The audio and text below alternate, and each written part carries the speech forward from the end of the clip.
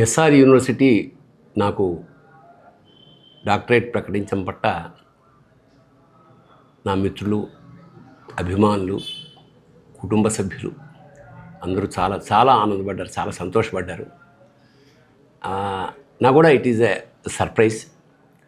ఎందుకంటే నేను ఎక్స్పెక్ట్ చేయలేదు. సడన్గా ఒకసారి యూనివర్సిటీ నుంచి ఫోన్ వచ్చి ఇలా ప్రకటిస్తున్నాం అనగానే, నిజానికి ఆ రోజు నేను వైజాగ్లో ఉంటున్నా ఇంద్రగంటి మోహన్ కృష్ణ షూటింగ్లో.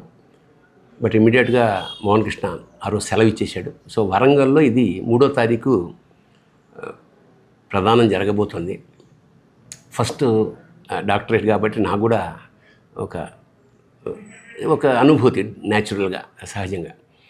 అయితే చాలామంది అన్నది ఏమిటంటే, అది ఎప్పుడో రావాలి మీకు,